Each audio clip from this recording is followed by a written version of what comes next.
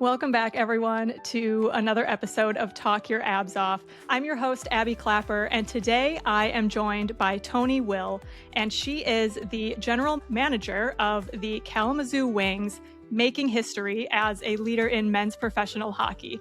With a career spanning banking, economic development, and sports, she brings a unique perspective on leadership, growth, and navigating high-performance environments.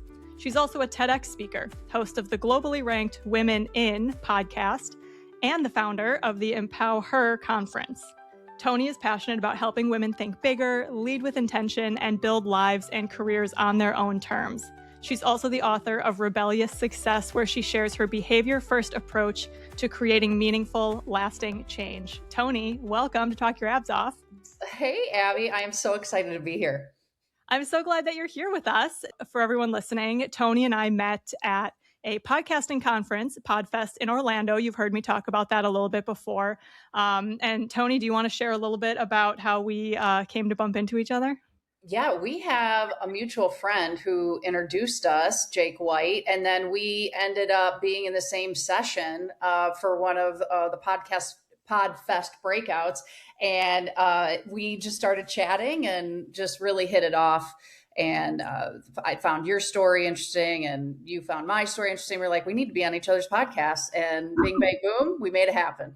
And here we are. I love it. You were one of those people. Like when you're at a conference, there's so many people, and I'm an extrovert, but I also still get nervous about meeting new people. But you were that friendly face that I was like, oh, I know I can talk to her again. I already met her once. So thank you for being that person.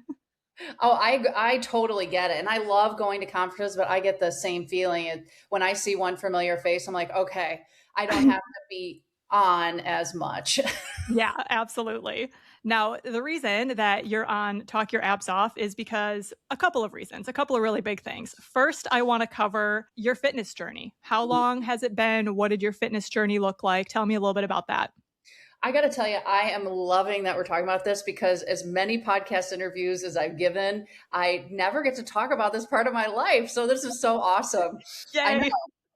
So I've had a love for fitness and nutrition since my teen years. I grew up, actually, my dad played racquetball. Like, I grew up in the 80s. So racquetball was all the rage. And he had the Schwinn Airdyne bike in the house that had the handles that moved back and forth, and rowing machines and pull-up bars. And my dad was always, and still is, into fitness. And so I wanted to emulate that.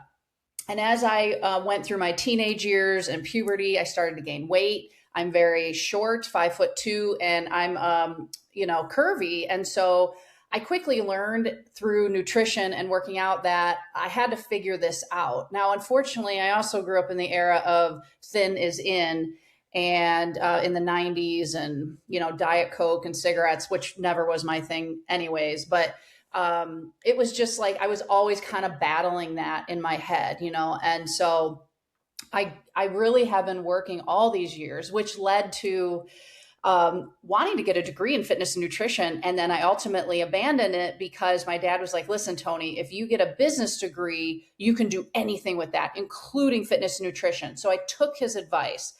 But I always was a recreational athlete. So I taught group fitness classes for years and years and years, Les Mills programs, if anyone's familiar with those. I was a personal trainer. And then I found the world of triathlon, and I spent that in my 30s doing all four distances of triathlon, including 2 Ironmans. I ran marathons, half marathons. And I kind of wrapped up that portion of my life at age 39 when I finished my last Ironman. And then my 40s brought a very different arena to fitness nutrition. I was more working out for not so much the vanity and the accolades of doing really cool, hard things, but for up here, I'm touching, if no one's watching this, I'm touching my head, for my mindset, to be grounded and to be strong and have longevity in my life. And so the meaning has changed as I come up on another birthday here. I'll be 48 in June. So it's evolved over the years, but I love working out as part of my identity, and I'm excited to talk more about it and dive into it. Yeah, I love that. And I love that you say that it's a part of your identity and that it's changed over time. I think a lot of times people think that fitness has to look one way for your whole life, but that is absolutely not the truth. And you've been, probably every 10 years it changes. Would you say that? Yes, 100%. Because my 20s was about losing the baby weight. I had my children in my 20s. And then it was more like lose the weight. It was about the size of my jeans and the vanity side. My 30s was about more of accomplishment and seeing how far I could push myself. And then my 40s, like I said, is much more about mindset and longevity. I think that's incredible. And I think that's important for people to remember. Everyone's journey is going to look different at different stages of their life, and that's okay. I think that's a really important thing to touch on. You also said a couple things. You said so many great things. I want to talk about all of it. Your dad was a big role model for you. And I think that that's it's really important. And also, not everyone has a parent who was able to kind of lead by example. What was that like growing up with a dad who was really into working out? It almost sounds like he was like, I think of, the guys on like Miami Beach who are like doing all the crazy stuff. Like that's what I imagine your dad doing, like in your basement. Kind of, yeah. I mean, we lived on a lake growing up, so he was swimming laps, and he was always super active. My dad has played softball my whole life, and he plays it on a national stage. I joke now he's on his ADU team, and he's all over the country doing that. So yeah, I will tell you that I didn't know it at the time. I know it now because of the adult I have grown into, that it was a huge influence because my mom didn't work out. She didn't like to sweat. And so I saw my dad doing these things, and I was a tomboy and I wanted to be with my dad. And we've always had a special relationship. So I'd go to the gym with him at 4 a.m. and I wanted to learn how to lift weights, and I wanted to play paddleball, and I wanted to do those things. And that carried on. It really set the stage as my brain was forming into who I am now. And so that part was really cool. Yeah. And now have you instilled the fitness and the exercise into your own children as a parent? Now, Abby, that was my goal. Because they saw me and they were at all my, not every single race I did, but my 2 Ironmans, they were at the finish line. They've seen me do multiple races where they're cheering me on. One of my children is not athletic, and one of them is, but chooses not to like exercise right now. So I know for me, I didn't really start to really fall in love with it until I was in college. And so we'll see. They're either out of college now or in college, but and mine was a weight management thing to begin with too. And both of my children must have got the genetics from their dad because they're not fighting it like I am. So they're going to need to exercise because they enjoy it, as opposed to more of like wanting to change something. Yeah, yes, definitely. And it's funny because I'm entering a new phase, which some of your listeners could relate to, as I'm moving into, well, I am in perimenopause, and that has changed. That's changed a lot about how my body is looking. And that can be, I just had this conversation with my husband yesterday, how it can be frustrating because even though I'm doing all the right things, my body's like, this is what we're doing, Toni. Sorry. Yeah. And you know what? I think right now it's almost like a fad thing that I see on social media. And it's like, here's how to work out, post menopause or in menopause. And I'm like, truly, 2 people in menopause can do the same exact workout and it will do 2 completely different things. It will work for one person and not work for another. And I just think it's hilarious that people have these hacks for perimenopause. And anyways, yeah. I know. I do too. It cracks me up. So if you're in menopause, don't worry. What you're going through is probably normal. I don't know, but from what I've heard, it's probably normal. So yeah, it is. And my other thing, you brought up Les Mills. Okay, this is I have never talked about this. Les Mills was one of my favorite things. When I was in college, I found Les Mills Body Pump, and I was obsessed. If no one knows what Les Mills Body Pump is, it's you're lifting like this mini barbell, you put plates on the side, and you lift to music. It is the freaking most fun thing. And I saw such great results from it. Like it was motivating because you have the community aspect. The music was great. The track was great. The instructor, everything was great. So I don't know. How do you feel about Les Mills? I'm in love that we're talking about this because I too don't get to talk about this that much. So I fell in love. My uncle owned a gym in Indiana, and I would go visit him right after I'd landed. And my son Landon's 22 now. So that tells you how long ago this was. And I was losing the baby weight, and he had Les Mills at the gym he owned. So he gave me the DVDs that only instructors got at the time, and he gave them to me. So I took them into my basement back in Michigan, and I would work out to them. And I loved it so much that I took the DVDs to a gym here in Kalamazoo all those years ago. And I was like, we have to have these. And this woman who is still my friend to this day and my realtor now, she was like, okay, Toni, because I was so passionate. So I was certified in body pump, body attack, body step, and RPM. And I did those workouts for, I mean, a long time, up and until the middle of the pandemic. So, and I taught them 15 years. Wow. That's a long time. Yeah. Yeah, they are great. And you know what's funny is now one of my New Year's resolutions is to I'm a group exercise instructor, so every month I try to take a class locally that's either new to me or unique so that I can take it, I can learn from those instructors in those types of classes, and then I can also share with the community these fun workouts that people might not know exist. So I've been searching for a body pump class. I only want to take body pump. I don't want to take the other Les Mills classes. No offense to them, but body Yeah. pump I'm looking for. I swear to you, I've only found like one gym in all of Pinellas County where I live in Florida Really? where they even do. Yeah, I'm like, what are we doing, people? Like, this is so great. Why are we lacking in Les Mills? So maybe, I don't know, maybe I'll have you fly down here and teach a class. I would love to. Boy, I'm a little rusty, but my kids grew up on me memorizing that choreography. That And is too so funny. it was so much fun. I loved it. It was such a great time in my life. And I'm so glad looking back on that. I was lifting weights as much as I was because it's Yeah. so important. How do you feel now in your later 40s, having lifted weights most of your life? Number one, I have a solid foundation of muscle mass. Like I joke because my husband took some pictures for me because for social media, for all the stuff I'm doing to release my book and all this, and just me and my life, you know. And I was working out and I'm like, look at my back. Like I look like that. I mean, like Helga the Great. Like it's just, you can tell I've been working out and lifting weights for the last 25 years. And I look strong, you know, and I'm proud of that. I'm curvy, short, and strong. And knowing how incredibly important that is as I move towards the second half of my life, I'm so glad that I kind of pushed through that fear of being too bulky. I would rather be that than frail. Yeah, absolutely. And I want to pull out a piece of what you just said. You were doing it for 25 years. I think a lot of people think that they can get a lot of muscle in a year or two. It is the consistent strength training time after time. Yes, you're going to see changes in the first couple of years, but if you really want that sustainable, like that muscle as you age, like it's got to be consistent. So I love that. And also that you're not going into, like you said, the last half of your life frail. Like I talk about this all the time. We want to be strong, especially right now. Women, we need to be the strongest that we've ever been. And in a world that somehow is still glorifying being skinny, you can be skinny. I'm thin, but I want to be strong. And I think that I don't think there's anything wrong with that. At whatever size you are, we need to make sure that we are strong women.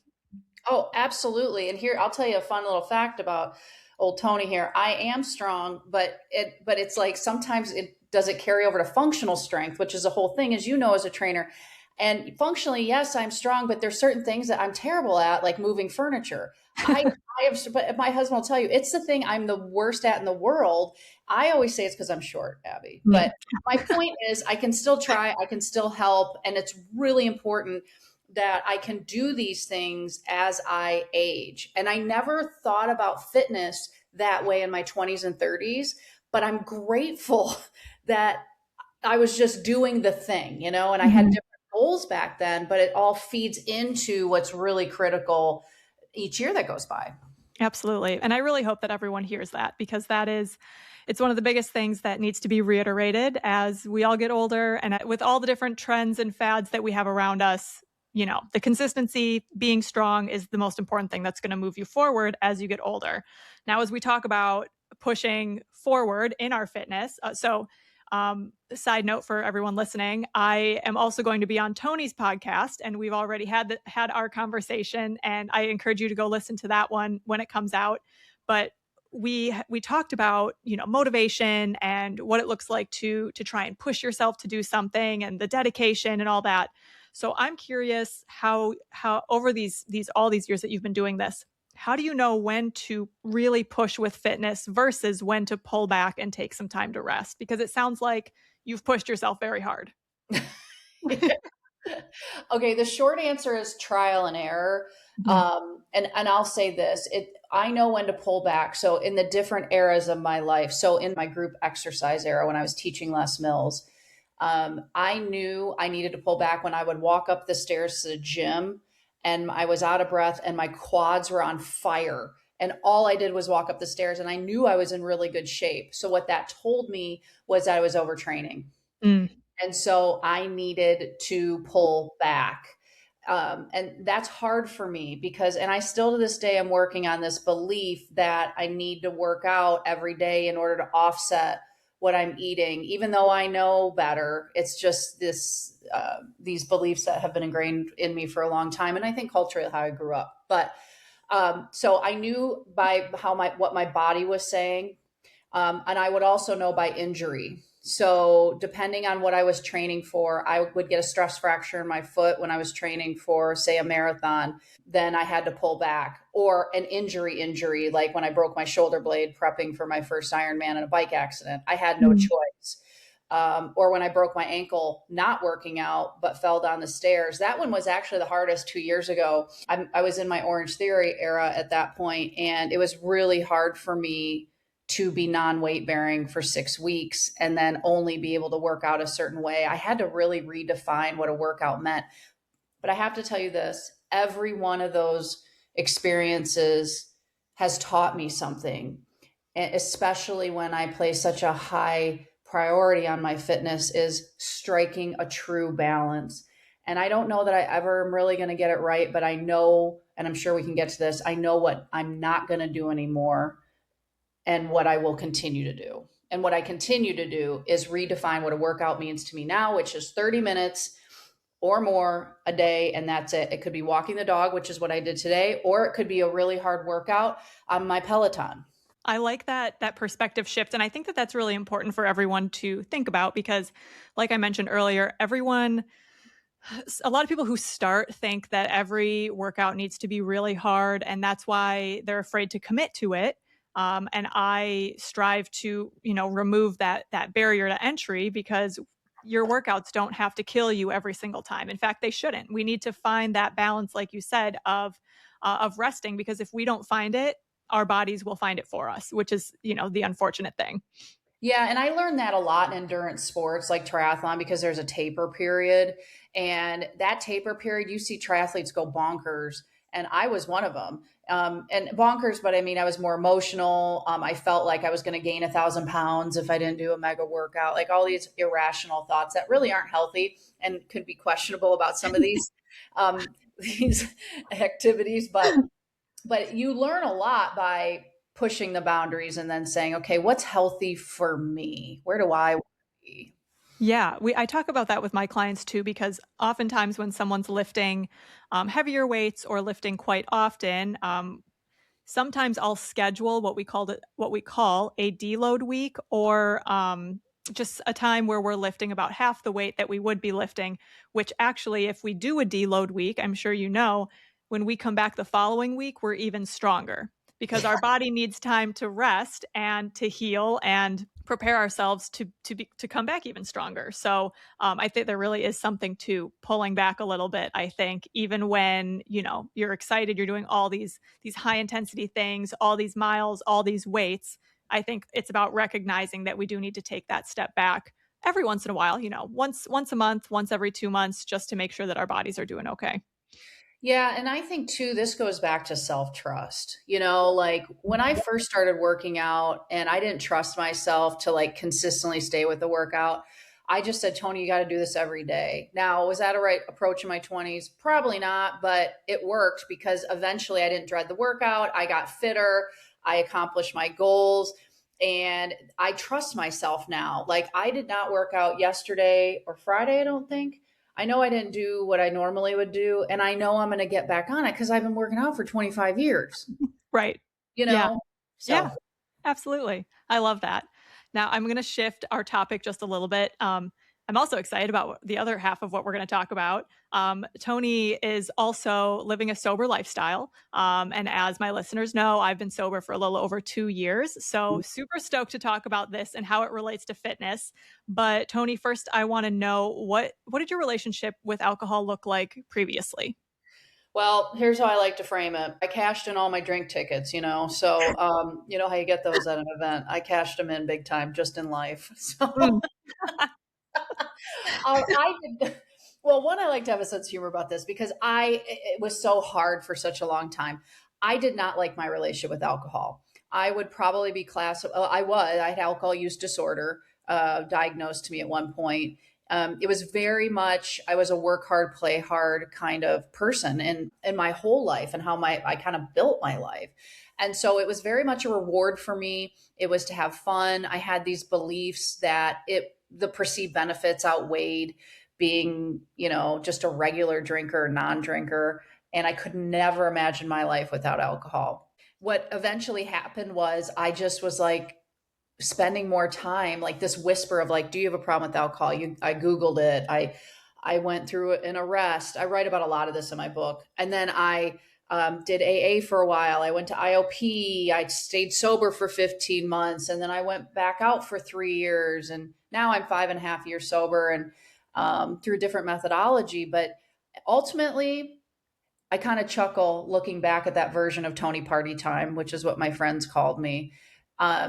For someone as so focused on fitness and nutrition her entire adult life, why I believe that alcohol was enhancing that it just shows how we can be culturally conditioned depending on how we're raised, the environment we grow up in, the messages all around us. And I decided to really challenge those beliefs. And so in October 2020, I said, I'm taking a stab at this again. And it was one of the hardest things I've done. But I'm so glad I did it. I would never not have done this again. And I'm glad that I went back out after 15 months off because I really got to prove to myself that I don't want to drink. Yeah. Wow. Thank you for sharing that. I know it's vulnerable to talk about, but it's also so important for us to talk about. Those of us that are comfortable talking about it. Also, so bold of you to try again during the pandemic. Well, I'm going to tell you why. Here's the thing. And I work in pro hockey, as you read about in my bio. And so normally we're playing hockey when I decided to work on this. But because of the pandemic, and I live in Michigan, we were not gathering indoors, right? And that's where pro hockey takes place. So we were one of the last things that come back online. And I had this decision. Do I drink my face off, drink the way I want to, or do I use this time to work on me? And so I chose the latter. And like I said, it was hard, but I knew, and this is a fun thing, not surprising about me, but if listeners are getting to know me, I'm a total rebel. And so if everyone's drinking, guess what I want to do? The opposite. So I tapped into that inner rebel and I said, I'm going to try. I just need to find a different methodology that worked for me. And that's where I found This Naked Mind by Annie Grace. And I was off and running. Tell me that book name one more time. This Naked Mind. Okay. I'll have to look that up. That is not one that I've heard of. Yeah, by Annie Grace. Phenomenal. So, and I became a certified coach under her methodology 5 years ago and launched my business. And I've been coaching people all over the world on how to reduce or remove substances. And I'm really proud of that. And a lot of people have been able to free themselves from alcohol with my help, which is awesome. And Annie's help. Yeah, that is incredible. Incredible to come from where you were and now to be able to help others through exactly what you went through is so huge.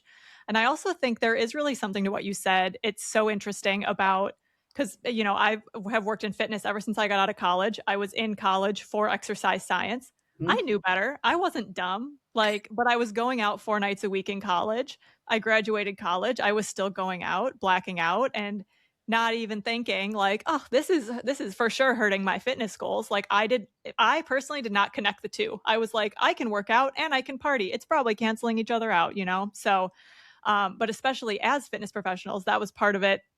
Once I started running my business, I was like, I cannot be a good role model and be blacking out on the weekends. So that's for sure It something. It is so prevalent in that world of fitness. And like one of Mhm. my friends who's also sober, and I was on her podcast, she was in bodybuilding and she would talk to me. We talked about it at length because I was fascinated with that sport too.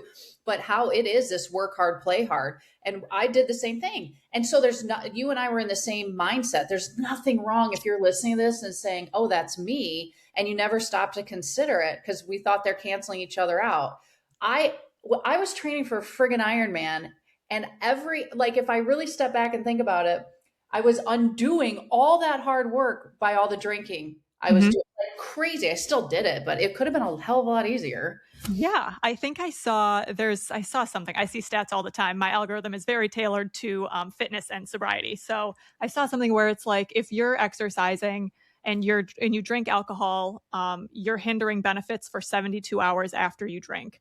Benefits of exercise, building muscle, things like that. But it's so hilarious because I see so many people who are in the gym who are, huge, muscular, whatever, who are thriving, it looks like from the outside, thriving, in their workouts. Actually really funny. I remember, I think I was sober when I saw this video of a probably not a personal trainer, but definitely someone super into fitness. And he was like, here's how you can still get your protein in while making a drink. And he made a margarita and like put in some like of that clear protein. And I was like, oh no, like, you have got to be kidding. Well, you know, it's also funny, and I know your listeners will enjoy learning this little factoid. You know, when you would see those people, at least I did, that would be smoking outside the gym, and I would totally judge them. I'd be like, what are you doing?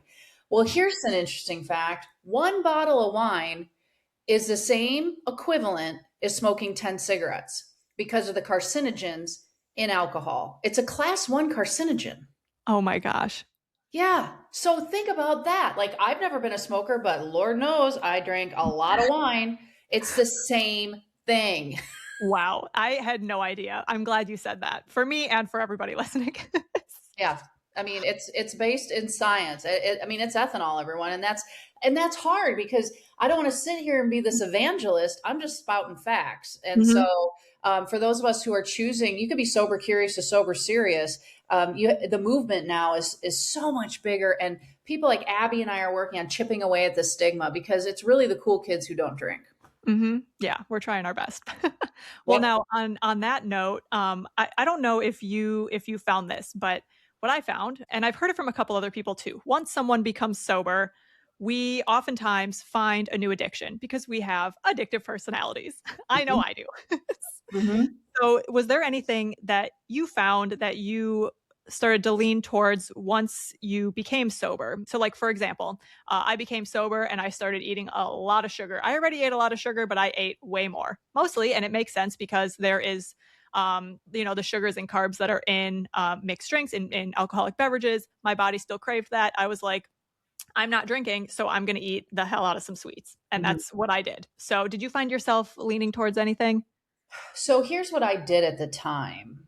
I decided that because I was afraid of the stigma of alcohol, I'm like, well, I'm going to give up caffeine too. So, because in my mind, they were bookends. I ramped my Mhm. day up with caffeine and I was bringing myself down with wine at night. So, I stopped both at the same time. Caffeine was way easier. And I was caffeine free for 2 years. And then I also tackled sugar about 90 days after that. So, Oh I my will tell gosh. you that I started to funnel myself into self-improvement overload, like doing too much at once. I have this ability to I have a tremendous amount of willpower, and that is finite, everyone. It's just I'm stubborn too, and so I can tap into these that could be bad traits and make them work for me, which is a good thing. But it's like, okay, Toni, how much do you really need to be doing? Because then I'm meal prepping like a crazy lady. I'm reading all these books. I'm working, and then I'm launching this business. So you can see I was over. What's the word I'm looking for? Over, not overcompensating, but just overloading myself. Wow. Yeah. And I think that's reasonable. And if anyone is considering, sobriety, becoming sober curious, any of those things, I think that this is an important thing to keep in mind. I was not prepared for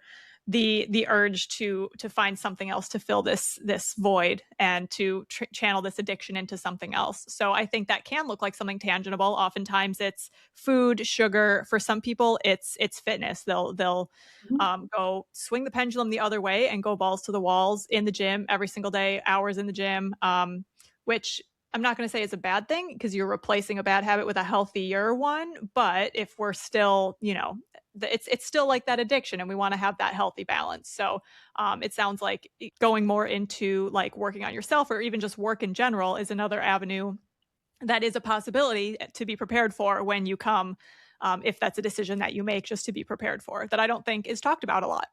No, I don't think it is. And you hit the nail on the head. You got to weigh like what is healthy for you and what's not. One thing I've always been accused of is working a lot, and and then you can throw around the word workaholic I've decided that for me, it's allowed me to pour into my other passions or things I'm interested in, like podcasting or writing a book or starting a business or helping other people. And that's a way better use of my time. Am I working more? Yeah, but it doesn't feel like work. So, Right. Yeah, because it's something that you enjoy. right. That's awesome. I love that. What has sobriety made possible in your life that wouldn't have happened otherwise? Wow. I mean, I think if I were to boil it down, it gave me a lot of things, but I probably wouldn't know you. And, True. like literally, I have met the most amazing people around the world. I have friends. I'm not even being dramatic. It's just what happens because of how the world opened up after COVID with technology. And I said yes to scary things like getting a certification or starting my own business or speaking at conferences or being on podcasts. I have met so many cool people that are my friends now, and I have this network, and it would have never ever happened had I not quit drinking. Yeah, absolutely. And I want to share too a little bit more about how you and I met.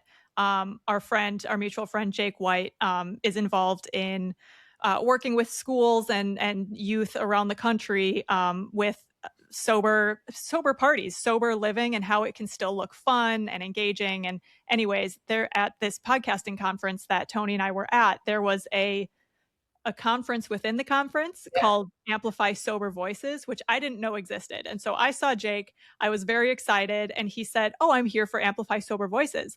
And it was that day happened to be my 2-year sober anniversary. And I said, I have got to know more about this. Like, this is crazy. And so that's where Toni was also. Were you speaking there or were you there what were you doing there? Yeah, I was speaking. So Yeah.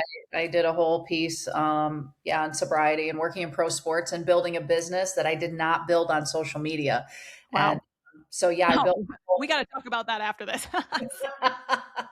It's ironic I'm doing it now, all these years Right. later, but I built it without social media. Yeah. Wow, that's amazing. But yeah, so that's where those of us that are sober, we have more community around us, like you said, now with social media, into my algorithm, which is showing me other people who are sober, sharing their stories, sharing what their life looks like now, which is so encouraging. It's something I never would have thought was possible. I never in college, I was like, I don't need to be sober. That's crazy. Why would anybody do that? But I still applauded because Jake went to my college. So it was something that I applauded, and I attended his events, and it was fun. But then I would leave his events and then I would go to the bars. So anyways, as one does.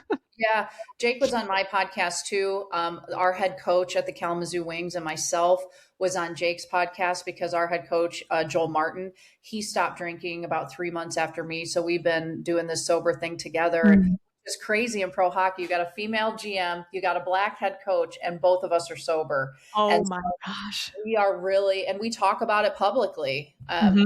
like how unique we are and as representation for those who feel different. Again, we're making that cool. That's incredible. I'm so proud of you, and I'm proud of him. I'm proud of all of us. We're doing the work, and it's the more we talk about it, like you said, the less stigmatized it is, and hopefully more comfortable people are, even around people who are sober. Because I find that some people get a little bit uncomfortable around someone who's sober, and they're not. So, but can be a conversation for another day. But so for someone who is sober or sober curious, where would you recommend that they start for their journey? Yeah. So there's so much great information. You could just start with podcasts. I mean, there are so many podcasts. I'm going to direct people towards where I started, which again was with This Naked Mind. Take a listen to Annie Grace's podcast, read her book. That's where I started. But you could go to Women in my podcast. I have a lot of people that are sober curious to sober serious. There are books like We Are the Luckiest. My favorite book on Quit Lit, that's the name of books that are about quitting something, is Drinking a Love Story by Carolyn Knapp. But there is so much out there that wasn't, when I quit drinking a decade ago when I got arrested, it was AA or duels and Drinking a Love Story. There wasn't all this. And now, I mean, it's just all you got to do is do a quick search and you're going to find some really good thought leaders in this space. That's so awesome to know. And that's how I got sober. I was laying in bed the morning after losing my car, and I was on Amazon looking up sobriety books, and Quit Like a Woman by Holly Whitaker popped up. And yeah, we all have the one that really spoke to us. And I'm gonna put This Naked Mind by Annie Grace. I'm gonna put the podcast down in the show notes and a link to the book too, in case anyone's interested. Toni, I think that's a really, really great place for people to start who might be looking for something. So to wrap up this episode, I always like to ask my guests about the toxicity in the fitness industry. We know that there's so much that can be toxic, and it really pushes people away. So I like to bring those things out into the open. So what is one thing, multiple things that you feel like we can absolve ourselves from the guilt and shame of in the fitness industry? Okay, I'm going to go to something. I mean, I could talk about many, but I'm going to go to the one that's really been beneficial to me. I think we need to throw our scales away. I threw mine out. I don't think weighing ourselves does us any good. It does not define our value as a human being. And we place too much emphasis on that number. And so I encourage everyone to throw your scales away. Yeah, I like that one. That's such a good one. And it is true. There are so many other better markers of health than the number on the scale, and especially BMI. So yeah, I think that's a great one. I like to add one more thing on this. I remind everyone too, and I'm working with clients because alcohol, food and beverage is always connected. A lot of my clients struggle with both. That when you're laying in your casket, and not to be morbid, but hey, we're all going to die. No one's going to say, here lies Toni Will, who weighed 155 pounds when she died 3 days ago. Okay. No one's going to say that. She was 5'2". Her BMI no one's going to say that shit. So y'all, seriously. Oh my God, I'm dead. I love that. I love that. That is such a good way to put it. Oh my gosh, I'm crying. Okay. Well, Toni, thank you so much for everything that we've gotten to talk about here today. I think it's hopefully inspiring to some people. I think a lot of people will be able to relate to this conversation, and if not, hopefully learn something from it as well. If people want to continue following you in your journey, hearing more about your book, where can they find you? Yeah, I'm at toniwill.com. I say 8 letters. It packs a whole lot of punch. TONIWILL.com. I'm on Facebook, LinkedIn, and Instagram at Toni Will. And then my book, thank you for bringing that up, Rebellious Success. I talk about Ironman in there. I talk about drinking. I talk about pro hockey. That is available for pre-order now and will be in your mailbox August 11th. Oh, that's so exciting. Oh, and your podcast. Yes. Women in ... Those 3 dots, don't forget them. It's anywhere you listen to podcasts. And I just updated. So Abby's episode is going to be coming out a little earlier than I originally thought. I have so many great guests that I'm up to dropping 3 episodes a week now, Monday, Wednesday, Friday. So check it out. I have a variety of guests. It's on all different topics. And the one main question in there for men and women is, who are the women in your life that have helped make you the person you are today? Oh, I absolutely love that. And I will for sure be sharing the podcast episode that I did with Toni with you all, but I'm also going to put her podcast, where you can find her. Everything will be down in my show notes. Toni, thank you so much again for your time today. Oh, thanks, Abby. You're just such a bright light. I'm so glad we met, and I look forward to continuing to stay connected. Amazing. Me as well. All right, everyone. That is it for today's episode of Talk Your Abs Off. I hope to see you on the next one.